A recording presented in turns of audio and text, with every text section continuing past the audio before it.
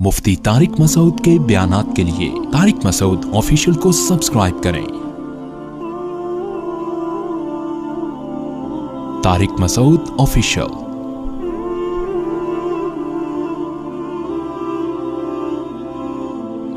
जो बुराई आपसे नहीं छूट रही, जितनी छूट रही है उतनी तो छोड़ो मेरे भाई। कुछ तो आगे बढ़ो, कुछ तो एक कदम तो आगे बढ़ाओ। आपसे 5 नमाजें नहीं पढ़ी जा रही, एक की तो पाबंदी शुरू करो। बोलो भाई फजर में नहीं उठा जाता, ज़ोहर में तो आ जाओ। कुछ दिन जब ज़ोहर में आओगे इंशाअल्लाह पाबंदी के साथ, तो एक तबीयत में सुकून महसूस होगा। लोग भी कहेंगे कुछ चेहरे पे माशाअल्लाह वो जो फिटकार हुआ करती थी, अभी नूर तो नहीं आया मगर फिटकार में कुछ कमी अल्हम्दुलिल्लाह माजरत के साथ महसूस हो रही है। नूर नहीं आया अभी, लेकिन वो फिटकार में कुछ क्या हो गई है, कमी। और कुछ बातें भी आपकी अच्छी हो गई हैं, कुछ सुलझे से लग रहे हो, तो ये चीजें मोटिवेट करेंगी आपको कि यार असर भी पढ़ लिया करो। और खुद कुरान कहता है दुनिया में तो मोटिवेट करने वाले लोग होते हैं। कुरान कहता है कि इन्नल्लज़ीना क़ालू रब्बुनल्लाहु सुम्मा इस्तक़ामू ततनज़्ज़लु अलैहिमुल मलाइका, जो लोग गुनाहों से बचते हैं फरिश्ते उनके दिल पे नाजिल होकर उनको मोटिवेट करते हैं। कुदरत की तरफ से उनको मोटिवेट किया जाता है। तो अल्लाह ताला ने आपके लिए दीन पर आने के लिए मोटिवेशनल स्पीकरों पे नहीं छोड़ा हुआ आपको, बल्कि खुद अल्लाह की तरफ से भी क्या किया जाता है, मोटिवेट किया जाता है आपको, और जज्बा बढ़ाते हैं अल्लाह ताला। इसी को हदीस में दूसरे अंदाज में बयान किया गया। नबी सल्लल्लाहु अलैहि वसल्लम ने फरमाया, मन तक़र्रब इलैया शिब्रन तक़र्रबतु इलैहि ज़िराआ। अल्लाह कहते हैं जो मेरी तरफ एक बालिश आता है मैं उसकी तरफ एक हाथ चल के जाता हूं। जो मेरी तरफ चल के आता है मैं उसकी तरफ दौड़ के। ये क्या है कि जितना वो कर रहा है तो मैं उसको और ज्यादा मोटिवेट करके उसके जज्बे को बढ़ाता हूं। उसको कुछ मेहनत करनी पड़ती है, जितनी वो सोच रहा होता है उतनी नहीं करनी पड़ती मेहनत, लेकिन पहल करनी पड़ेगी आपको। बटन लगा के तो कम से कम तिनका तो उठाना पड़ेगा ना। ये भी अगर तैयार नहीं हो तो भाई फिर नहीं हो सकता। अनुलज़िमुकुमूहा व अंतुम लहा कारिहून। अल्लाह कहते हैं ये हिदायत हम तुम पर थोप दें, तुम्हें कान से पकड़ के सीधे रास्ते पे चला दें, ऐसा नहीं होता। कुछ करना पड़ेगा, हिलना पड़ेगा। एक नौजवान को आदत पड़ गई फोश फिल्में देखने की। वो कह रहा है मुझसे नहीं छूटती, मैं बहुत तौबा करता हूं, टूटती है तौबा करता हूं। मैंने कहा देखो अपने आप को अपने नफ्स के हवाले ना कर दो। हवाले करने का मतलब अब ये आप यानी ये फर्ज करके बैठ गए कि अब मेरा नफ्स मुझसे जो करवाएगा वो मैं करूंगा, क्योंकि अब तजर्बा करके देख लिया, तौबा भी करके देख ली। एक ने तो कहा मैं हज करके आया फिर भी नहीं छूट रही, फिर मुझसे तौबा टूट गई। तो मैंने कहा अपने आप को अपने नफ्स के हवाले करके मत बैठो कि अब मायूस हो गए कि यार अब नहीं छूट रही तो अब जिंदगी इसी में गुजारे। मैंने कहा ना ना ना, फड्डेबाजी नफ्स के साथ करनी है। और मैंने कहा चूंकि इसकी लत पड़ गई है, ये लत तो आपने खुद डाली है ना, अब इसकी सजा है। सजा ये कि अब ये लत इतने आराम से नहीं छूटेगी। एक दफा किसी से गुनाह हो गया फौरन गिड़गिड़ा के तौबा करके छोड़ देता। आपने खुद बार बार तौबा तोड़ी है, बार बार तौबा तोड़ी है, तो अब अल्लाह कहता है कि अब तुम्हें छोड़ने में भी कुछ मुश्किल पेश आएगी, लेकिन हिम्मत करो, अल्लाह छुड़वा देगा इंशाअल्लाह। वो हिम्मत कैसे करो? मैंने कहा पहली बात तो ये कि अपने ये तस्लीम नहीं करना अपने आप को। जैसे रिंग में किसी पहलवान से आपका मुकाबला हो, आपको पता है पिटूंगा मैं, तो एक पिटने का तरीका, एक हारने का तरीका होता है कि पिट पिटा के मुकाबला किया और उसके बाद हार गए तो जीतने वाले को लोग मुबारकबाद देते हैं, हारने वाले को भी कहते हैं बहरहाल मुकाबला तुमने भी डट के किया। क्या ख्याल है? और एक हारने वाला वो होता है रिंग में उतरा और कहता है भाई अल्लाह का वास्ता मुझे माफ कर दे यार, मैं लेट रहा हूं, बस पता कहां लेटना है, कितनी देर तक अपने बाजू जमीन पे रखने हैं। लोग उस पर लानते करेंगे ना, बोले कम्बख्त आया क्यों है रिंग में, हमें बदनाम करने के लिए आया था। कुछ तो फाइट करता, कुछ तो लड़ता। तो चलो हार जीत तो होती है, कभी कभी बड़े फाइटर हार जाते हैं, तो तू भी हार जाता। हम कहते हैं यार कोई बात नहीं यार, हार जीत तो किसी ने तो हारना था ना। तो तू तो वहीं आगे आराम से लेट गया और कह रहे बता दो रेफरी साहब हो गए, तीन तक गिनती गिन ली है, उड़ जाऊं। तो मैंने कहा मेरे भाई ठनी इससे है दुश्मनी उम्र भर की। ये जो नफ्स है ना और शैतान, इससे जिंदगी भर की दुश्मनी है। कभी वो दबा ले, कभी तू दबा ले, कभी तू भी तो पिछाड़ इसको। तो पिछाड़ने का मैंने उनको टेक्निकल तरीका बताया। اصل تو یہ ہے کہ جب کسی کو ایسی لت پڑ جائے نا, کسی شیخ سے, بزرگ سے باقاعدہ اصلاحی تعلق قائم کرے, ان کو لکھ کے دے, ان کی خانقاہ میں جا کے بیٹھے, اللہ اللہ سنے, تو آہستہ آہستہ انشاءاللہ گناہوں کی نفرت دل میں پیدا ہو جائے گی. لیکن جیسے جو جنرل فزیشین ہوتے ہیں نا, وہ کچھ بیماریوں کی ایک عمومی دوا تو دیتے ہی ہیں, بھائی سر میں درد ہو تو پیناڈول تو سبھی کھا سکتے ہیں, کہتے ہیں نا, باقی آپ جا کے ڈاکٹر کو چیک کرا دیں یہ درد ہو کیوں رہا ہے. تو جو روحانی علاج, یہ والے نہیں ٹوپی ڈرامے والے روحانی کی بات کر رہا ہوں, جو بزرگان دین ہوتے ہیں, جو اللہ اللہ لوگوں کو سکھاتے ہیں, اصل تو ان کے پاس ان چیزوں کا علاج ہوتا ہے, ان کے پاس سینکڑوں اس قسم کے مریض آ چکے ہوتے ہیں. لیکن ایک جنرل فزیشین جو ہوتا ہے وہ ایک نسخہ ویسے ہی بتاتا ہے.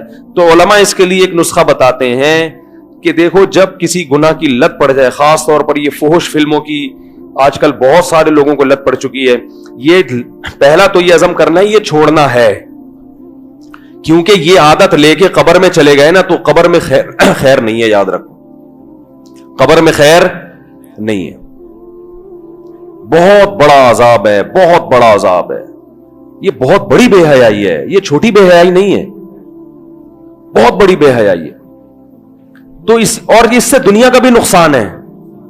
وہ دنیا کے کیا نقصانات ہیں وہ ابھی میں چھیڑوں گا تو بات لمبی ہو جائے گی. یہ انسان کی باڈی کو بھی خراب کرتی ہے یہ بیماری, اور آخرت تو برباد ہوتی ہے, گھریلو نظام خراب ہوتا ہے, میاں بیوی کے تعلقات کے لیے یہ آگ زہر ہے, زہر, بچوں پہ برا اثر. یعنی ایک ایسی گندی چیز ہے کہ جس کے گندے ہونے میں کوئی بھی عقل والا اختلاف نہیں کرے گا. سکون زندگی کا برباد کرتی ہے یہ چیزیں انسان کی. تو اب آپ نے عزم کرنا ہے کہ چھوڑنا تو ہے. اگر کسی نوجوان سے نہیں چھوٹ رہا نا تو وہ کہے بھائی چھوڑنا تو تیرے باپ کو بھی پڑے گا. باپ سے مراد وہ خود ہی ہو, سمجھ رہے ہیں؟ جب ہم کہتے ہیں نا دھمکی میں تیرے باپ کو بھی یہ کام کرنا پڑے گا, تو اسی سٹائل میں بات کرے جس سٹائل میں اپنے دوستوں سے بات کرتا ہے. قرضہ لے کے کوئی بھاگا ہوا ہو نا آپ کا 1 کروڑ روپے, تو آپ اس سے کہتے ہیں وہ کہتے ہیں یار میرے تو گھر میں چولہا ہی نہیں جل رہا, میرے تو گھر میں, آپ کہتے ہیں تیرے باپ کو بھی میرے پیسے واپس کرنے پڑیں گے, تیرے گھر میں چولہا نہیں چل رہا, یہ تیری ہیڈ ایک ہے, یہ میری ہیڈ ایک نہیں ہے. تو پیسے لیتے ہوئے تو کہہ رہا تھا کہ میں فلاں تاریخ کو دے دوں گا اور یہ اور وہ ہے, اب کیوں ہے؟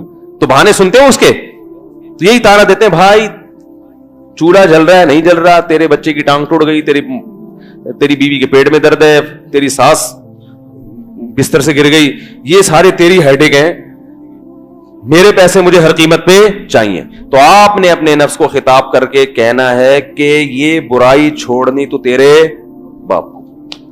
اب نفس کہے گا مجھ سے نہیں چھوٹ رہی, دیکھو میں تو حج بھی کر کے آ گیا, میں تو عمرہ بھی کر کے آ گیا, میں تو اتنی توبہ کر چکا ہوں, پھر بھی یار کیا کروں. تو کہنا بھائی چھوڑنا تو ہے, اس برائی کو قبر میں لے کے نہیں جانا, چھوڑنا تو ہے, اس پہ تو کوئی دو رائے ہو نہیں. اب کیسے چھوڑنا یہ مسئلہ ہے. تو چھوڑنے کا طریقہ علماء یہ بیان کرتے ہیں کہ جس گناہ کی لت پڑ جائے نا, سب سے پہلے اپنے لیے کوئی سزا متعین کرو کہ یہ گناہ اب میرے لیے سستا نہیں رہے گا, مجھے اس کی کچھ قیمت چکانی پڑے گی, مجھے اس کی کچھ قیمت چکانی پڑے گی. قیمت ایسی ہو کہ نہ اتنی سخت قیمت ہو کہ وہ گناہ سے بچنے سے بھی زیادہ مشکل ہو. کہ آدمی کہے, جیسے ایک آدمی کو کوئی برائی نہیں چھوٹ رہی, وہ کہہ رہا ہے میں 1 سال کے روزے رکھوں گا. اب جس سے وہ برائی نہیں چھوٹ رہی وہ 1 سال کے روزے کہاں رکھے گا؟ اتنا کانفیڈنس ہوتا ہے بھائی تو برائی نہ چھوڑ, اتنا نیک ہوتا تو برائی نہیں چھوڑ دیتا. وہ ایک صاحب کو چوری کی عادت پڑ گئی, میرے پاس آئے, میں نے کہا یار جب بھی چوری ہونا اتنے روزے رکھا کرو. تو وہ کہنے میں 1 مہینے کے رکھوں گا. میں نے کہا 1 مہینے کے تو افورڈ نہیں کر سکتا, اتنا نیک ہوتا تو چوری کیوں کرتا بھائی, اتنا نیک ہوتا تو چوری کیوں کرتا. تو یہ بھی کسی ماہر سے, اس لیے کسی اللہ والے سے تعلق رکھا جاتا ہے کہ وہ آپ کے لیے کوئی سزا خود تجویز کریں آپ کی مالی حیثیت کو دیکھ کر. تو علماء کہتے ہیں 2 قسم کی سزائیں. ایک جرمانہ, اگر مجھ سے یہ گناہ ہوا تو اتنے پیسے اللہ کی راہ میں صدقہ کروں گا. وہ پیسے اتنے زیادہ بھی نہ ہو کہ بہت زیادہ چپت لگ جائے, اتنے تھوڑے بھی نہ ہو کہ ہلکی سی خارش ہو بس. جیسے بعض دفعہ کوئی تھپڑ مارتا ہے تو انسان کو سمجھ میں نہیں آ رہا تو اس نے مجھے پیار کیا ہے, گال پہ ہاتھ پھیرا ہے یا چماٹا مارا ہے, اتنی ہلکی بھی نہ ہو کہ آدمی کے کرتے رہو اور یہ صدقہ کرتے رہنا. تو सबसे पहला क्या काम करना है? सजा मुतय्यन करनी है अपने लिए, सजा दूंगा।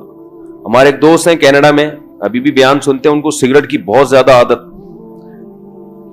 मेरे पास फोन आया, मैंने कहा भाई पैसे सदका करो, जब भी एक सिगरेट पियो पैसे निकालो। तो वो वहां के डॉलर के हिसाब से यहां के 10,000 रुपए बनते हैं। उन्होंने कहा जब भी सिगरेट पीऊंगा 10,000 रुपए सदका। वो कर रहे हैं। सिगरेट छूटी नहीं है, लेकिन बहुत कम हो गई है। क्योंकि एक सिगरेट कितने की पड़ रही है? क्योंकि सिगरेट तो 5-5, 10-10 रुपए की पड़ती है, तो पीते रहो बैठ के। जब एक सिगरेट की कीमत गवर्नमेंट महंगी कर दे 10,000 रुपए, तो सिर्फ मालदार पिएंगे, गरीब लोग बोलो भाई छोड़ देंगे, बोलेंगे कुछ और तलाश करो भाई। हमारे एक दोस्त थे स्कूल में, वो छुप छुप के सिगरेट बहुत पीते थे। उनके मां बाप को पता चला, उन्होंने पकड़ा, समझाया, मारा, वो नहीं छूट के दे, मसला नहीं छूटा उनका। एक दिन मैंने देखा सिगरेट छोड़ दी, पान पे आ गए। मैंने कहा यार आप तो छोड़ते नहीं थे, कैसे? उन्होंने कहा यार महंगी इतनी हो गई, घर से जेब खर्ची इतनी मिलती नहीं है, तो ये मुझे सस्ता पड़ता है। वो सिगरेट तो बहुत ज्यादा पी जाती थी, पान 24 घंटे में एक आध दफा। तो मैंने कहा इसका मतलब है पान भी अगर महंगा कर दिया जाए तो ये भी इंशाअल्लाह छूट जाएगा। तो वो गवर्नमेंट महंगा नहीं करती, तो आप खुद अपने लिए महंगा कर लो।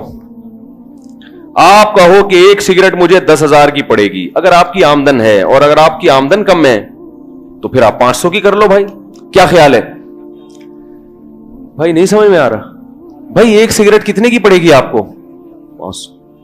उससे ये सिगरेट छूटेगी नहीं, क्योंकि शैतान आपको मायूस करेगा, यार मैं तो 500 दे रहा हूं, फिर भी चंद दिन तक होगा, उसके बाद खुद बहुत कम होगी, छूटेगी नहीं, कम होगी, खत्म नहीं होगी। ये जहन में रखें। मैं इसलिए पहले बता रहा हूं कि आप ये जहन बना लें कि खत्म हो जाए, फिर खत्म नहीं हुई तो आप मायूस होंगे, यार कुछ होता नहीं है, दोबारा से खाम में पैसे क्यों जाया करूं मैं। खत्म नहीं होगी, कम हो जाएगी। और जब कम होगी तो नस पे कंट्रोल करने की कुछ ताकत बढ़ गई ना आप में।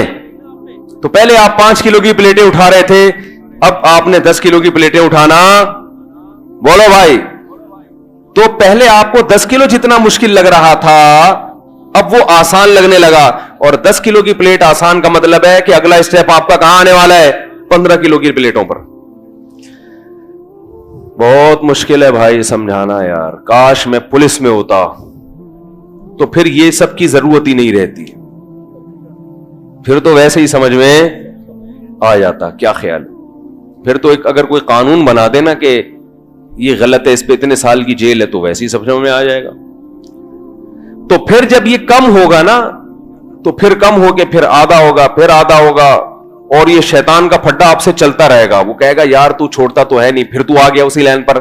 आपने वो सजा नहीं छोड़नी, अल्लाह से दुआ भी मांगते रहना है, ए अल्लाह मुझसे छुड़वा दे, छुड़वा दे। और भी कुछ इसके असबाब है, जो वक्त नहीं है तो मैं बताऊंगा, कि उन जगहों पे जाना छोड़ दें जहां गुनाह की तरगीब होती है। अब आप कमरा बंद करके इंटरनेट पर क्यों बैठ रहे हो भाई? इससे तो गुनाह की तरफ तवज्जो जाएगी। कमरा बंद ना करो, आप अपना लैपटॉप या कोई ये जो कंप्यूटर ऐसी जगह पे रखो जहां सबका गुजर होता है। लेकिन जब आप बयान सुन के जाओगे उस वक्त तो रख दोगे, जब शैतान गलबा होगा तो फिर दोबारा कमरे में ले जाओगे।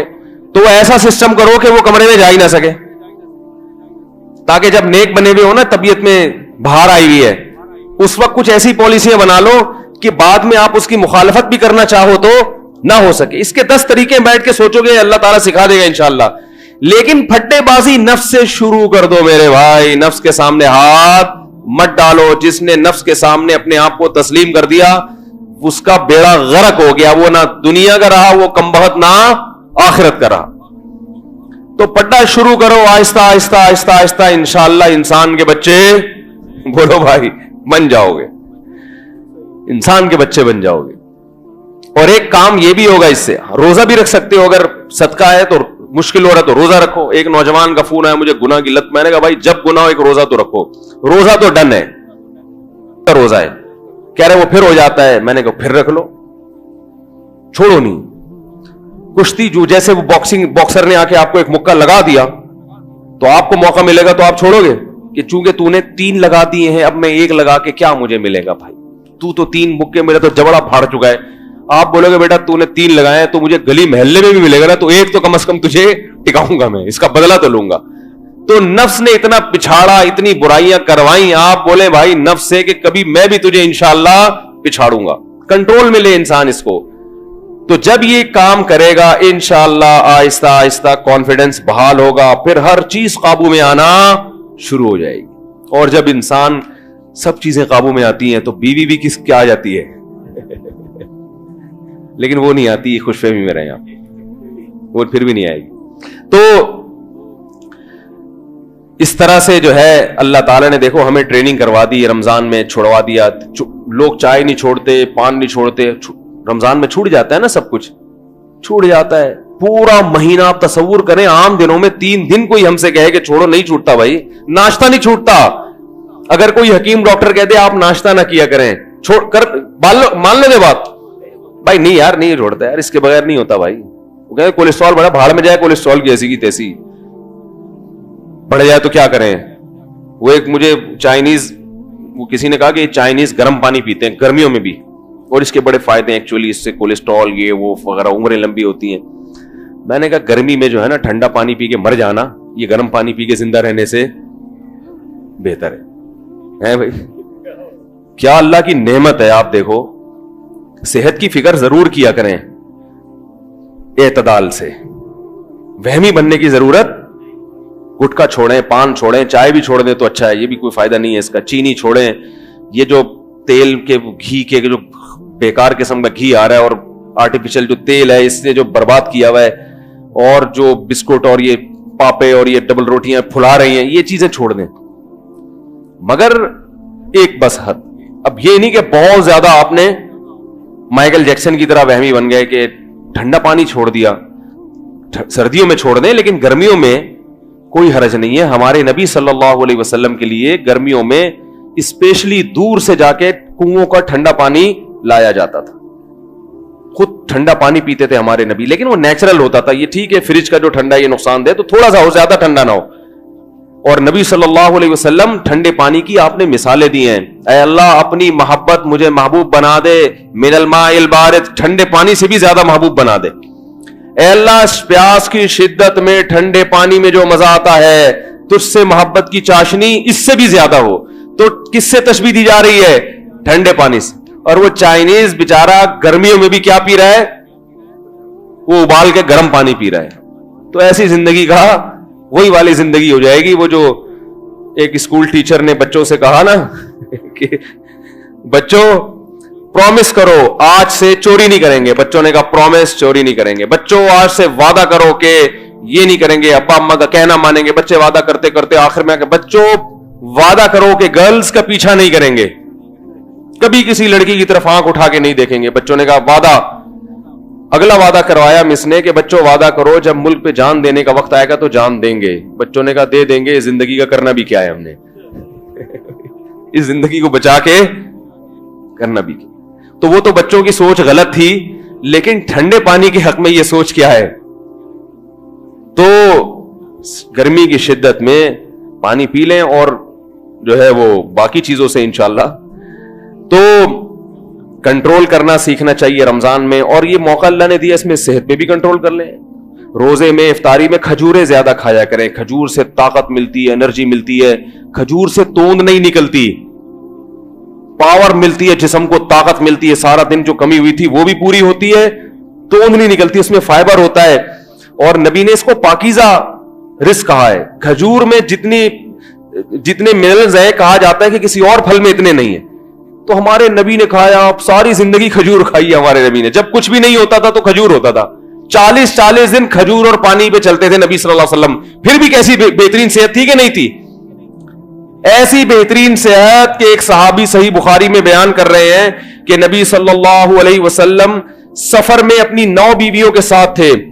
بات بظاہر حیا کے خلاف ہے لیکن اب حدیث میں ہے تو میں بیان کر رہا ہوں. فرمایا کہ ایک رات میں 9 زوجہ کے پاس آپ صلی اللہ علیہ وسلم نے چکر لگایا. تو صحابی نے کہا کیا یہ ممکن ہے کسی مرد کے لیے؟ تو فرماتے ہیں کہ اللہ نے ہمارے نبی کو 40 مردوں کے برابر قوت دی تھی. تو یہ تو ایک اللہ کی طرف سے بھی, لیکن خوراک کیا تھی؟ کھجور. چہرے پہ رونق آتی ہے, سرخ ہو جاتا ہے چہرہ. بچوں کو کھجور نہیں کھلا رہے, اور کھجور ایسے کھاتے ہیں کہ میرا دل چاہتا ہے یار یہ بھی چھوڑ دو, نہیں کھاؤ, یہ ناشکری ہے. نبی نے فرمایا جس گھر میں کھجور ہے وہ گھر والے بھوکے نہیں ہیں, یعنی گھر میں ہر وقت کھجور ہونی چاہیے. تو افطاری میں تو تمیز سے پیٹ بھر کے کھا لو, وہ بھی بس ایک یوں کر کے سنت پوری کرنے کے لیے اتنی سی, وہ بھی 10 دفعہ دیکھیں گے اس کا یہاں سے چھلکا اتارا, یوں اٹھا رہا, یوں دیکھا, یہ چکھا, ہو گئے بے سنت, پھر آ گئے پکوڑے پہ ڈائریکٹ.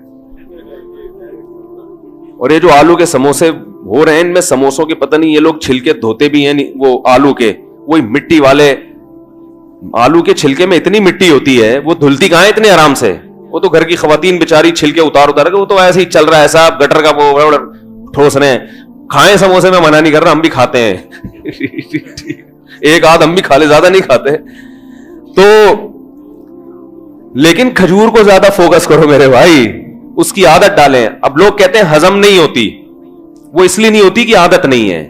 جب عادت ڈالیں گے, ایک کے بعد دو, دو کے بعد تین, تین کے بعد چار, تو میں نے عربوں کو دیکھا ہے پوری پلیٹ بھری ہوئی ہوتی ہے کھجوروں کی, اور کھانا ان کا یہی ہوتا ہے پورا پلیٹ بھر کے کھا جاتے ہیں, کچھ بھی نہیں ہوتا. اور عربوں کی آپ رونق دیکھیں, وہ تو سست ہونے کی وجہ سے فیٹ آ رہا ہے ان میں, ورنہ عرب کی تو خوبصورتی, عرب کی صحت اور دماغ, یہ تو مثالی ہوا کرتا تھا کسی زمانے میں. تو نہیں آ رہی بات. تو رمضان میں جو ہے نا, گناہوں پہ بھی کنٹرول کریں, اور کس پہ, منہ پہ بھی کنٹرول کرے انسان. تو کنٹرولنگ پاور کے لیے تبھی تو قرآن کہہ رہے لعلکم تتقون, تاکہ تم میں بچنے کی اور پرہیز کی صلاحیت پیدا ہو جائے. تقویٰ کہتے ہیں بچنے کو. تو رمضان اللہ نے دیا کیوں, تاکہ ہمارے اندر پرہیز, ایوائڈ کرنا مشکل ہے نا, یہ چھوڑ دو, یہ چھوڑ دو, یہ چھوڑو, آدمی کی کیا کیا چھوڑوں میں, تو ایوائڈ کرنے کی تمہارے اندر صلاحیت پیدا ہو جائے. اللہ تعالیٰ سمجھنے کی, عمل کی توفیق عطا فرمائے. وما علینا الا البلاغ.